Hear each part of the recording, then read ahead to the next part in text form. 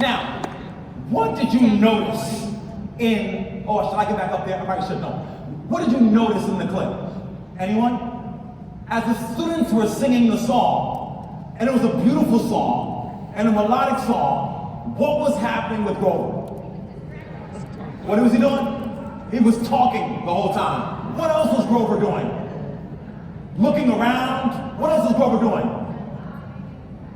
Interrupting. But most importantly, Grover was saying, before she can sing the song, he was like, I know what it is. I know what it is. It's there already. I'm an expert. I got the information. I have the degree. I speak the foreign language.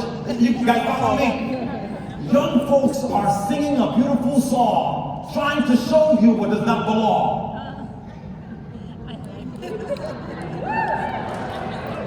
And we, because of our expertise based on our credential, are consistently talking through their song. And it's not that Grover is a bad character. Grover's sweet. But Grover is so caught up in delivering what he thinks he knows that he is interrupting the beauty of the song and can't even solve the problem behind him. That's the problem with contemporary teaching and learning. And I would argue specifically around folks who are engaging in foreign language. I'm not trying to play out, but it's the truth. We all think because we are fluent in a language other than that of the young folks, that we know everything about how to teach the information to young folks. But in reality, a knowledge and understanding of the content you're delivering has nothing to do with how to get it delivered. Yes. But most importantly, the key to delivering it is where? In the young folks and their song. It's not in the young folks and they're nodding silently. It's in their song. So the work of the educator is to shut up, listen, create the conditions to make them want to sing. They pay attention to the song and your instruction. Now, creating the conditions to make them want to sing is very different than creating the conditions for them to talk back to you the way you want to be heard. Sometimes the student's song is in a key that's other than your key. Sometimes you're engaging in the key of life and you're engaging in the key of your content. I wasn't gonna go ahead today, but I'm gonna give you a couple examples. One of my favorite singers of all time is Stevie Wonder. Anybody else love Stevie Wonder? I love Stevie Wonder like I'm a cold brother. Now, Stevie dropped an album that was the most celebrated album of his entire career called Songs in the Key of Life. And Songs in the Key of Life was a double album. And in it he talked about love and loss and love's in need of love today, ripping in the sky, like these like majestic, powerful anchors of music. And when that album came out, the critics immediately said, oh my gosh, this is the greatest thing we ever heard. He became celebrated almost as soon as it got released. And as a teacher, what we oftentimes try to do is we try to create the equivalent of Songs in the Key of Life, meaning we try to teach our content in a way that's beautiful and magical for the young folks to receive it. But no one or few people understand that before Stevie Wonder released Songs in the Key of Life, about 4 or 5 years earlier, he did another album. And that album was called Inner Visions. Y'all. Now the Inner Visions album was shorter than Songs in the Key of Life, but I would argue that it was stronger than Songs in the Key of Life. Inner Visions album was a deep introspective exercise of Stevie just listening to the world around him and just dealing with how he felt about that. And the Inner Visions album was critiqued by most folks who were reviewing albums because they couldn't understand this cacophony of sounds that he was constructing. It wasn't the right thing to do. But I make the argument that without Stevie Wonder doing the Inner Visions album, he would never have been later be able to do the Songs in the Key of Life. That the Inner Visions album was a prerequisite to the majestic work that the people loved and received. And as an educator, you cannot teach in the key of life, teach your content in a way where young folks will just love what you have to say until you take a time out and do the Inner Visions work. The Inner Visions work requires shutting up and listening so you can hear the sound of the, come on Grover, you gotta shut up for a little bit and do the Inner Visions work to understand the privileges that you've been afforded by being able to speak multiple languages. Yes! And take that off. right? The gift that you have to be louder as an expert. And take that off for the sake of listening closely to the songs that are emerging from the communities so you can create a version back to them that they can listen to. Teaching in the key of life first requires inhibitions. Inhibitions requires being quiet to allow the songs from young folks to be heard. It also requires understanding their standpoint. What is standpoint? Let's read it together. An attitude To or outlook on issues arising from one's circumstances or beliefs. Meaning, the circumstances I've experienced dictate how I look at the world, but they don't dictate my ability to understand what I'm being taught. Y'all ain't really understanding the Pentecostal notion of what's going on here. Yes! Yes! My standpoint is not a function of my ability. My standpoint is a function of my experiences. My experiences dictate how I look at the world. Privilege. But if you have no account for my experiences, you might misconstrue what my perspective is, and then wonder why I can't perform the way you want me to. Now, I want to draw a connection between the points I've made so far. First of all, Grover has to be quiet. Then Grover has to do the inner work. Then he has to sit and listen to the songs from the community. And once that happens, he might get some insight into the standpoint of that population, and then pedagogy begins. You can't go into a classroom and just teach if you've not done the self-work first and be prepared to teach effectively. And if you're not doing the self-work to understand that your standpoint and their standpoint are different. Particularly those of us who work with young folks who are from marginalized populations, they have a relationship to school that is broken.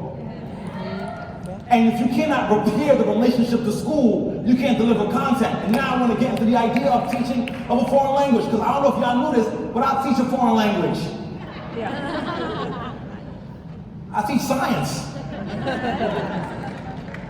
And my approach to teaching science initially was, I think that young folks need to understand science so they can be able to navigate the world. It would open them up to new possibilities and new experiences. That is why I teach science. So I went into science classroom saying, learn the science content, give them all the information, meet all the benchmarks, be successful. And then I realized that that was stupid. Because science is foreign to them based on their standpoint. And I want to talk about this idea of foreignness in 2 seconds, because I want us to reimagine how we look at the concept of foreign language. Y'all with me still? Look, define foreign. Of, from, and, or characteristics of a country or language other than one's own. 2, strange and familiar. And here's the thing with foreign language. When you introduce a previously unintroduced language, like it's a foreign language, you cannot be upset at young folks when they receive it like it's foreign. Yes. The whole concept and construct of foreign language. I know actual gotta be actual, I get it. The acronym is great. But I'm saying to you that the whole concept of foreign language changes the standpoint that young folks have to the language you want to teach. Yes. So when you introduce the concept as foreign to who they are, their relationship to it is that it's foreign. Yes. So they will receive it. Their instinct is to reject material that's foreign. What? Let me give you an example. I don't think so. As a scientist, one of the greatest scientific discoveries of our time was one that's cloning. The cloning changed the world of science. You guys still with me? Yes. Lose anybody? No. Now in cloning, what happened was people wanted to get one item, one organism, and then make an exact replication of the previous organism. And scientists were successful in that endeavor. You know how they did that? They did that through this first sheep ever cloned named Dolly. And Dolly was a sheep. We got a cell from Dolly. They replicated themselves, and Dolly came to life. You guys still with me? Yeah. Now let me tell you about the scientific process of cloning. For cloning to happen, you need 2 cells. I know some of you guys are science phobic. You gotta follow me. It's not complex formulaic science. You with me still? Yeah. You understand the concept of Pentecostal pedagogy. We are in sync, like dishes. You know? In sync. You guys are so quiet, like you can't even laugh a little bit. The keynote don't have to be serious. Teaching serious. Listen, Woo! information to you in this way, it's not simply for the sake of delivering information. I always, in my keynote, I try to model for you what good teaching looks like. Yes. Bravo! Yes. Bravo! Yes. So far in this keynote? Yes. Have you sang so far in this keynote? Yes. Have you stood up so far in this keynote? Yes. Have you been provoked so far in this keynote? Yes. Do all those things happen in your classroom? Yes. If young folks can't stand, sing, jump, and laugh in the 40 minutes that you have them, I would argue that you're not teaching, you're just talking. Yes. Yes. Yes. And if you're just talking, there's no way you can get them to be where they need to go. You're just trying to create a clone of yourself. And let's talk about clones. You got two cells. You got an egg cell, and then you have another cell. And the idea is you see that one of these cells comes from an organism that you see value in. You're like, oh my gosh, this organism has so many characteristics. I would like to replicate that. You guys still with me? Yes. So cloning begins with the identification of something that you see valuable. Yes. You know, that's the student that can speak the language fluently and fluidly. That's the one you want to clone. But it also requires having another cell that you don't think has enough information. And it is somewhat disposable. And so what scientists do is they take the one cell that they think has value, and they put a pipette in it, and they extract out all of its genetic material. Then they go to another cell, and they take out all of its genetic material, because it's supposed to be empty and blank, it has no worth, only to receive what the new DNA is. Did I lose y'all yet? No. Now I take the foreign DNA, and I infuse it to an empty other cell. And when I put that foreign DNA into the cell, guess what that cell naturally does? Rejects it. Damn right. Y'all ain't following me. Damn You have right. a teaching and learning process where your perception of young folks is that they have to take out all their vernacular forms of language that are other than your own. So you can infuse something other than that to them. All you're doing is Yes. So some of y'all don't even know what your kids know or don't know because you've not extracted out the variable of you introducing foreign material without valuing what they have to come to the classroom to begin with. Yes. And Yes. what they have to the classroom to begin with is a form of language that is more complex and layered than the language you're trying to give them. Anybody ever heard young folks from the hood speak Spanish? Yes. It ain't Spanish. It ain't English. And depending on where you go, different barrios, different neighborhoods, there's different iterations of that complex language. So young folks come in, I got black kids who can't speak Spanish, who speak Spanglish. Y'all follow me? Now I say I want to teach those young folks Spanish. And I say, erase out your English, erase out your Spanglish, receive this Castilian notion of a romantic language. And then you say, why don't they get it? They're not getting it because you're infusing foreign genetic material into a cell that you have emptied, and their genetic response to getting the material out on their own is to reject it. Sometimes when they reject it, it's a function of their inability to understand the complexities of good pedagogy. Yes. Now, here's where it gets really problematic. Once they reject it, and reject it, and reject it, inevitably one cell accepts it. Scientifically, 1 out of every 277 attempts at cloning works. So inevitably you'll get the one. Y'all ever had that one kid who just comes in and just, oh, I understand completely. Here's the subject verb agreement. Blah, blah, blah, blah. And you're like, yes. And what we do is we judge the 276 who rejected it based on the one that received it. With a recognition that the one that received it is a weaker version of the other ones. But most importantly, y'all follow me on this journey? Yes. The one out of the 277 that makes it only to a certain point.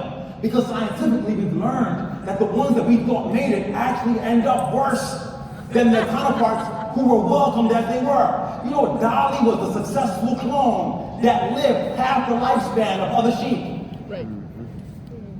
Dolly was a clone who suffered from organ failure and arthritis her whole entire life. And sometimes we look at Dolly as a success because it showed a success of an instruction that extracts out the genetic material. But in reality, on the long term, even Dolly lost. So in reality, you lose the clone and lose the other students, and then you wonder why. And let me tell you why it's important. It is important to me because I understand deeply what the idea of understanding we don't use foreign language anymore, a previously unintroduced language is on young folks. It ain't foreign to you. When you don't have the opportunity to be introduced to a new language and form a relationship with a new language, you lose opportunities for cultural connections. It's not about the connection, it's not about the understanding of the content. It's about what gets afforded when young folks don't have the opportunity to be introduced to a language. And let's think about, how do you introduce someone to a language? If I want to meet somebody for the first time, do I say, hey, know me, thanks, bye. The introduction of an individual has to be done with love, with care. And we got to a point as teachers that because there's no rubric for love and care, we don't privilege love and care. Here's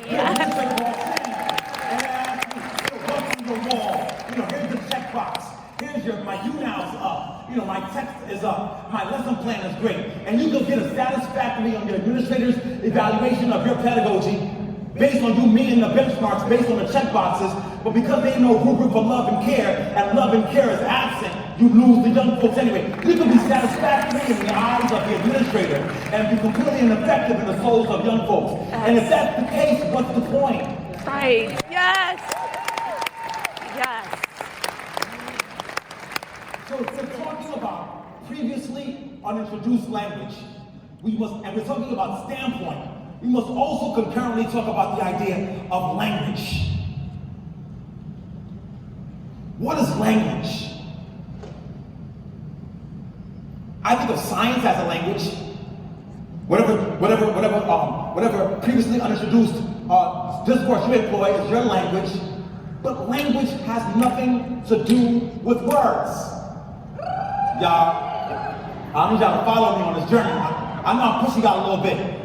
Language has nothing to do with words. So, if you want to teach a new language, you have to first of all teach the non-linguistic aspects of the language so you can find points of connection. And then those points of connection allow you now to explore different knowledges. Y'all with me? Yes.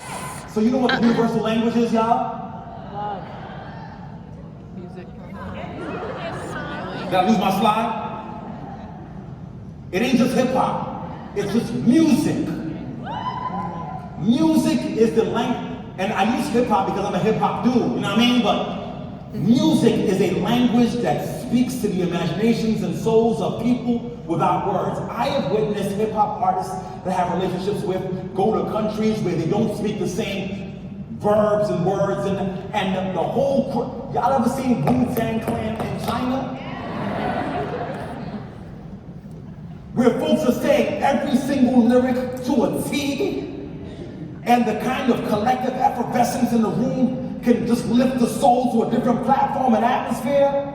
And I'm saying that's how you want your classrooms to feel. Your classroom gotta feel like a rap concert of ASAP Rocky in Sweden. Well, there's a lot to the ASAP political stuff. But if your class don't got no soul, what you're teaching ain't gonna hold. Yes. Y'all know what I mean by that? I mean a little colloquialism here, but you ever heard somebody, I'm sorry, I gotta use my hood speech, like, it ain't gonna hold means they can't carry nothing. Y'all with me? Like, there's no stick-to-itiveness of the work. And the stick-to-itiveness is the anchor of the instruction. It's like, what's a good example to give y'all? Like, I'll give you two examples. Can I tell y'all a story? I'm a scholar and I'm an academic, and I talk about culture and I talk about language and I talk about meeting the needs of young folks, and I say that a lot with my words. About 4 years ago, I had a student come into my classroom. And oftentimes when students come to the classroom, they come from all parts of the world. and this must be a brilliant student because he came into my classroom at Columbia like he's, they all have some benchmarks they have to meet to get there. So I get this student in the classroom, we have a class, and I begin my classroom with saying, I am an instructor who takes value in multiple perspectives. I'm going to introduce you all to the language of science and the language of teaching, and I will focus on who you are as we go through this exercise. And they all nodded and said, oh wow, yes, thank you, Dr. I said, everybody here, introduce yourselves. So folks said their names, and this one young man got up and he said, my name is Gyaltsen. And I said, thank you, Gyaltsen, because they all introduced themselves with their first name. So the semester goes on, and I start teaching, and as a teacher, I like to interact with my students. I'm like, John, how do you feel? Whatever, how you feel. And then I looked on the roster, and I saw a student's name, and his name was Fnu Gyaltsen, FNU Gyaltsen. So when I got into the class, I would teach, and I'm like, okay guys, Fnu, what do you think? And I'd say Fnu, and I'd point to Gyaltsen, because I assumed he was just introducing himself with his last name. So Fnu, what do you think? And he'd look up and he would say, Dr. Emdin, I think, and then he would share his thoughts. And he was so brilliant, so prolific, such a wonderful kid that I would always ask him questions. I'm like, Fnu, tell us. And so Fnu was an amazing student, an amazing participant the whole entire academic year. He was so brilliant. I liked him because while the other kids would push back, Fnu would just tell me what I wanted to hear. And the last day of classes, I was saying goodbye to my students, and then Fnu walked up to me. And he goes, Dr. Emdin, sir, may I speak to you? And I said, sure. And he goes, I just wanted to let you know that my name is Dr. Emdin.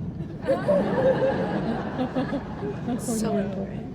And I go, well, the roster says your name is Fnu Gyaltsen. And I've been calling you Fnu all semester, and you didn't respond. And you responded. And he goes, Dr. Emdin, where I am from, we have no first names. So on the forms, I had to go with first name unknown. And first name unknown on the roster says Fnu. So my name is just Gyaltsen. And I sat, I reflected back on me, right? Because what was I doing? I was being Grover. You guys Yes. My words said I understood culture, and I'm going to introduce them to these wonderful words, and I'm so this. It was all about me and my ego. And when I called him Fnu for the first time, it took me a whole semester to reflect back on the look in his eyes that said, that's not me. And I was Grover, I kept going. And each time that I called him by a name that was not his name, his sense of self eroded, and his complicity to me increased. Yes. And by the Yes. time the school year had gone, it was at the very end that he said, oh my gosh, this hurt me. It's not me. And the hubris of the educator leads to the absence of confidence in the young person. And no matter how genius Gyaltsen could have been, I inhibited him from walking into his full genius because I saw him and named him as something other than what he was, simply for the sake of my hubris. Yes. I'm so busy talking about equity and caring for young folks and justice and culture that I realized that with my intention and my execution are diametrically opposed, that I have no instruction. Yes. Let me say that again. If my intention and my execution are opposed, I have no instruction. All I have is recitation. And young folks can recite back to us what we give them. Yes. But have I instructed in a way that sets his soul on fire? No.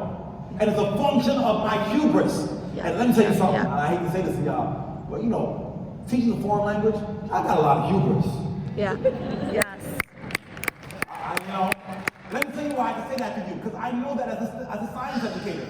Listen, when we have PDs in schools, the scientists, professional development, I'm a content expert. Like they just have this thing. And guess who has that too? Wow. Yes. These folks just don't quite understand, Yes. I'm fluent in 3 languages, There's a certain hubris, I don't know. Y'all is giggling because it's the truth. Yes, it's true. Because you are special. And it does take a certain je ne sais quoi to be able to, I don't know, different language is sexy. You know what I mean? Like you could navigate multiple spaces, whatever, but sometimes the manipulation of multiple spaces also leads to you fueling your own sense of self. And that's it. Look, there's no room for ego in good teaching. Yes. If your instruction is rooted in your sense of self and making young folks to be more like you ain't doing it. You got, I feel bad for you, son. You got 99 problems and good teaching is one. Like if you can't, and let me tell you something. That idea of hubris guiding the pedagogy has roots in instruction in the United States. Pull my slide up. Yep. Because we can't talk about teaching in the contemporary without talking about this historical dimension as well. Did I lose any of y'all? No. You know what this image is from? The Carlisle School. Yeah. Described as one of the most progressive schools in its time, where this dude, General Pratt, opened up a school that was supposed to give indigenous populations or Native American populations an opportunity to be able to learn. And what I want y'all to understand is this.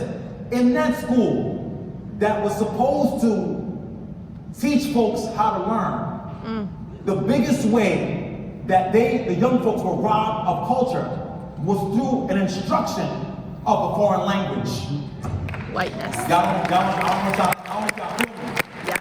They spoke their own discourses, their own languages, and the chief mechanism for them to be assimilated into a culture other than their own was to be able to extract out their local languages and customs and then learn how to speak English and become more Americanized. Yes. I don't think y'all follow me. Yes. What I'm saying to you is that by virtue of teaching foreign language, which is why we go into a previously unintroduced language. But when you're teaching a foreign language, your instruction is predicated on this being something that I am planting on you to make you better. There's a certain philosophy that is inbred in me giving you something, yes, but I recognize that what you hold. Yes, yes, yes.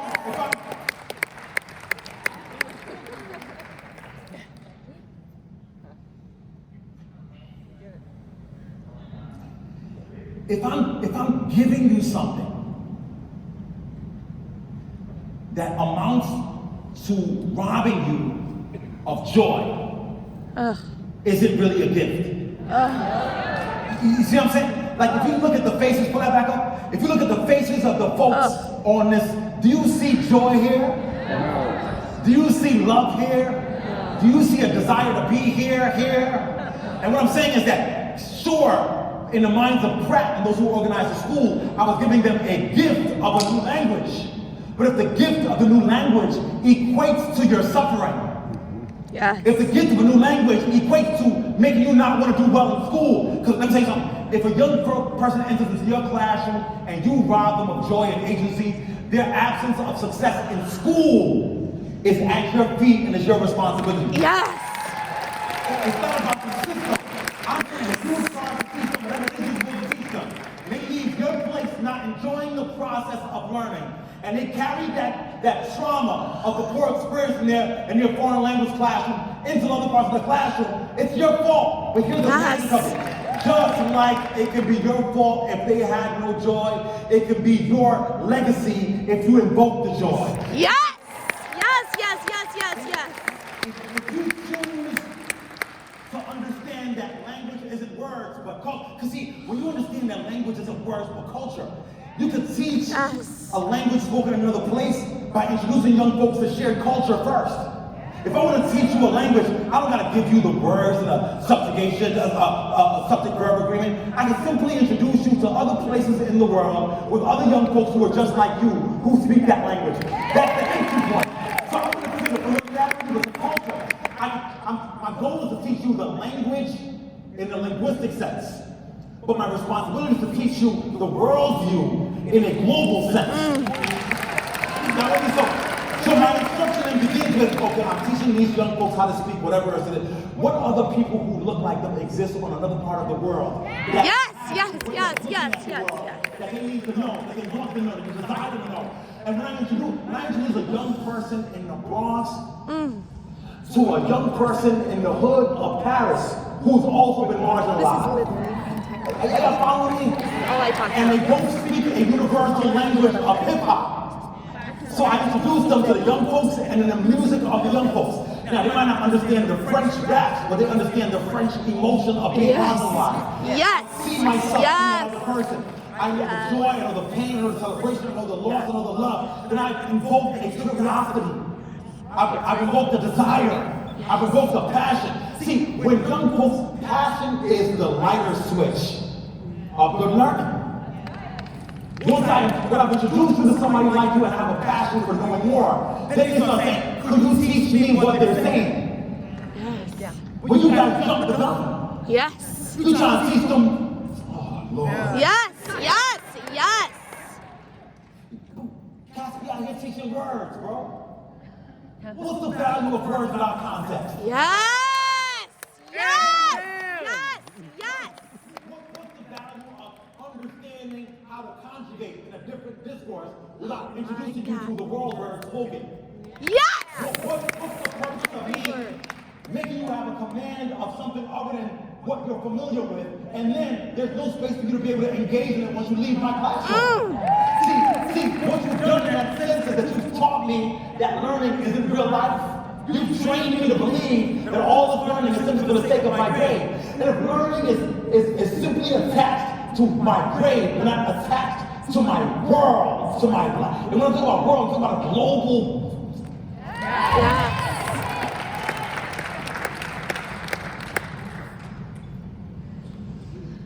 You know, young folks are so. The beauty of the work I've been able to do over the last decade plus is that it's taken me to a bunch of different places in the world. And why I'm always so like hung up on hip hop is because I just see what hip hop does like everywhere. Like it's crazy. Like what you were talking about, like 80s, 90s, MC Solar stuff, or you're talking about like J Balvin right now, or you're talking about like David Afrobeat, or you're talking about like the KRS One or Rakim and the Jizza. Like these are all these folks who occupy multiple worlds and speak words that represent the oppressed and the marginalized within their communities. Yes. And when these folks see each other, they see each other. Yes. Yes.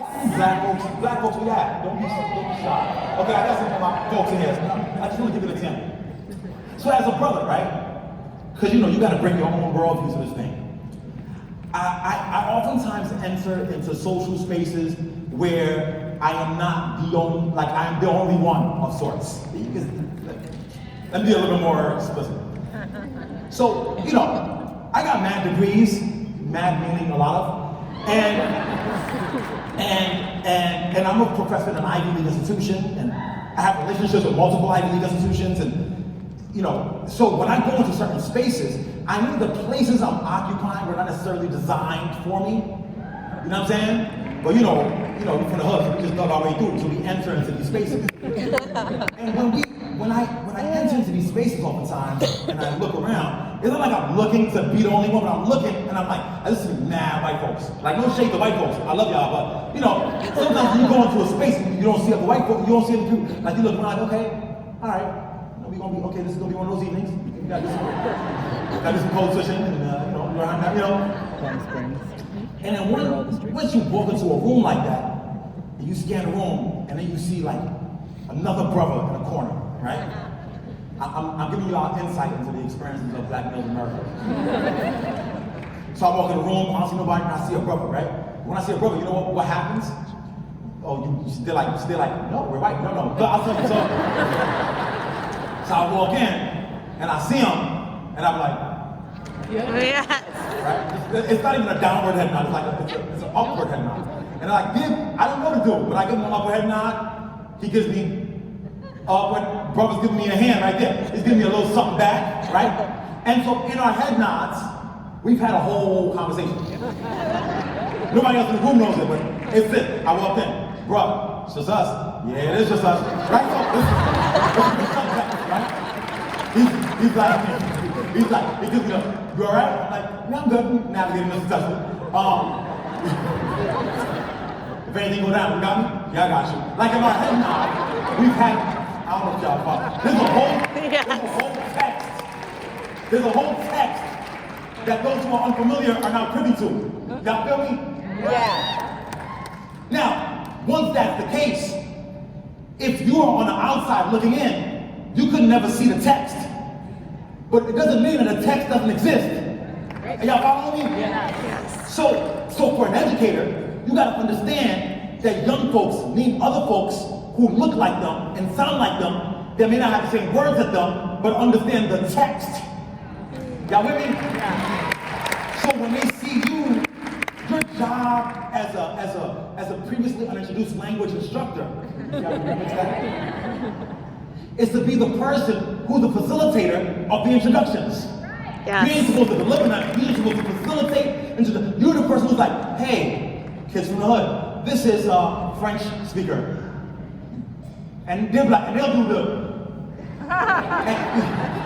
They will. They do. They'll do the work.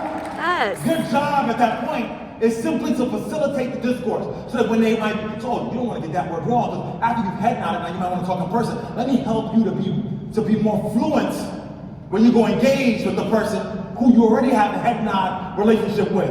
Did I go too deep for y'all? No. All right. So, oh man, I can't believe this. I got 10 minutes left. Goodness gracious. I got like 35 slides left. Dang it. This always happens to us. I tell you. I tell you. Do it anyway. I'll go as far as I can go, and I'm gonna go out until they kick me out. Now, so for me, it always goes down to the fundamental idea of what is education. And just time out real quick too. Can I just give props to this brother? Yes. Yes.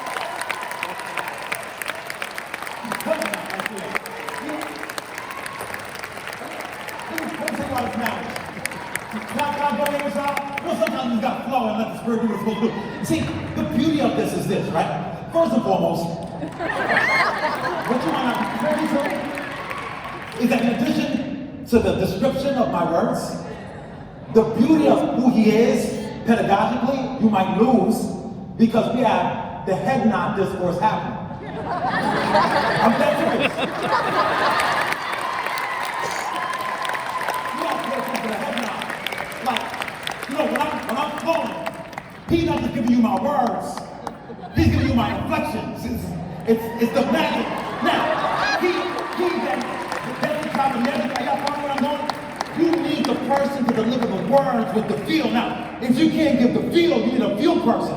Now, the feel person can be physical or actual or be virtual. You need to, if you're a foreign language teacher, you better start Googling and researching folks who look like your student, who are cool. Yes! And next to your students, and they will come. See, the reason why we don't reach out to other folks is because our ego makes us think that we have all the answers. In the words of Kanye before he went crazy, you don't have the answers, right? You don't have the answers, right? You may be the facilitator, but you need somebody else to get the head nods all going. But also pedagogically, I want y'all to feel an outfit, like that part. I want y'all to follow me, that part. You can't teach anything to anybody if your swag is deprived. This is just purely pedagogical, but it's important. I tell my science educators all the time. You cannot make young folks be scientists when you don't look like science is sexy. You know, you got your lab coat all dirty and dusty, and, you know.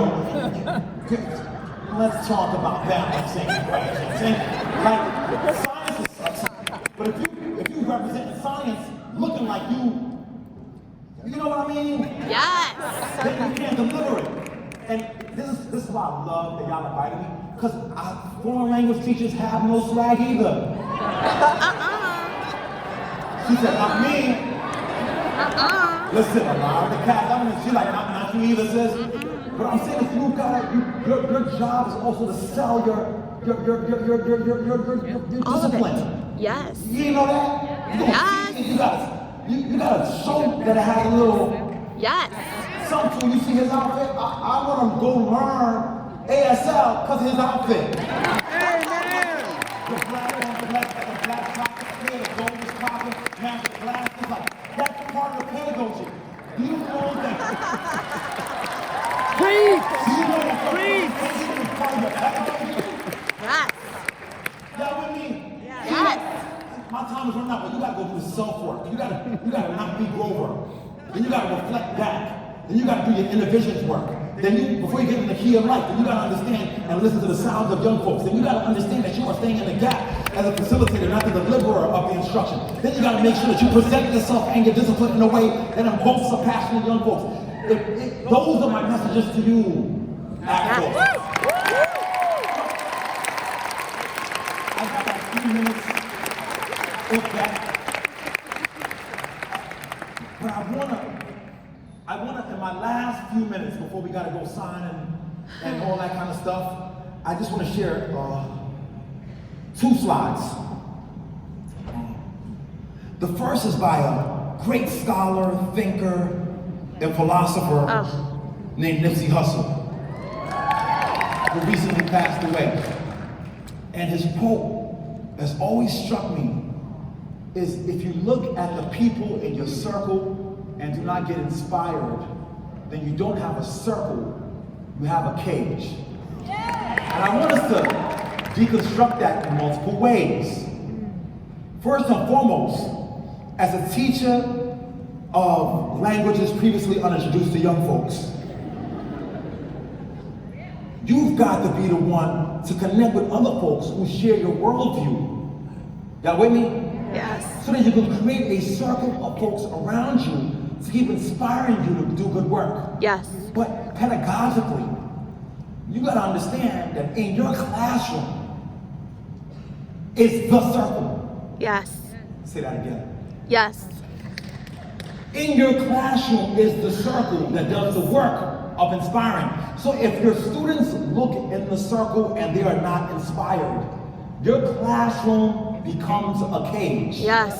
Yes. Your Yes. responsibility as an educator is to be the one that triggers the passion, to inspire them.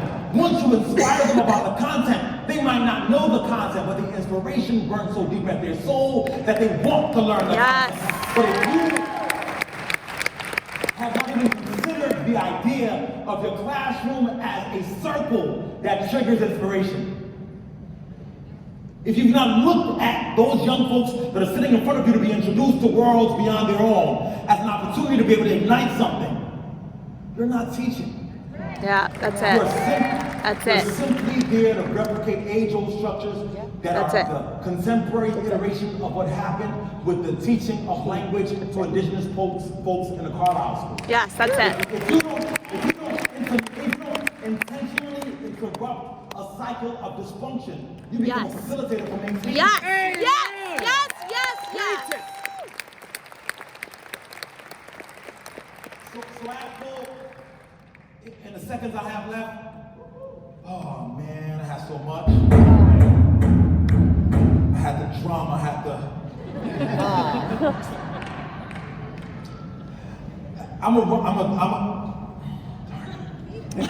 He's so cute. Just a couple things.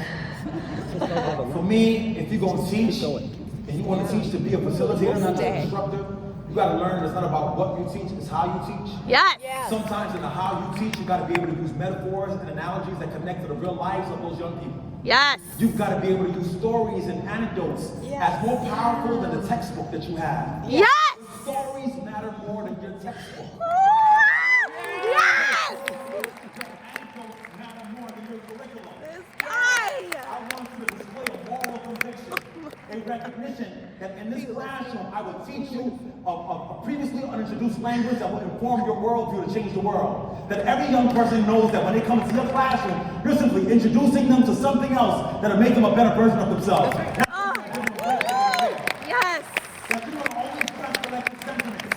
That in the classroom, success is not predicated on the individual, but on the collective. That our class becomes circles. If they don't get what you're trying to deliver, then we have failed, yourself included. Yes. It's a moral imperative to teach this language and teach it well. That you want to set high expectations for yourself as a human being and for them.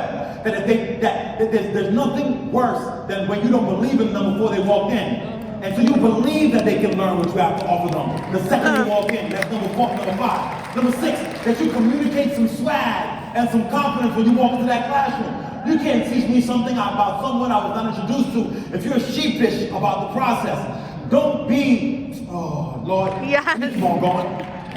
Use rhetorical questions. Use gestures in your body as part of your teaching. When you teach, you don't teach with just your mouth. You teach with your whole being. Oh yeah. Maybe I gotta remind you. Do you know what it means to teach? You know what it is to have the calling from worlds beyond you to introduce young folks to worlds that they may have never seen? That you will take them to the world. While they're in the classroom, you will take them to France and Egypt and Africa in your classroom. In Kentucky, you will take them across the world. When you understand the power of what you hold with your charge as a teacher, you can't teach like everybody else does. Look, for those of y'all who ain't got the book, get it. Because there's some strategies in there that'll help you do this work. But as ACTFL, and I know ACTFL is just an acronym, but I love the idea of ACTFL. So I want you to leave here charged with a couple of things as a member of ACTFL. When you teach, act full of love. Yes. Act full of life. Act full of joy. Act full of a fervor and a passion for the craft of teaching. Act full with all that is good in the world. And introduce young folks to the world they've never been and seen before. It is our responsibility, it is our calling, it is our right to do right by young folks. So as we leave here today, please remember to always, always act full. Thank you.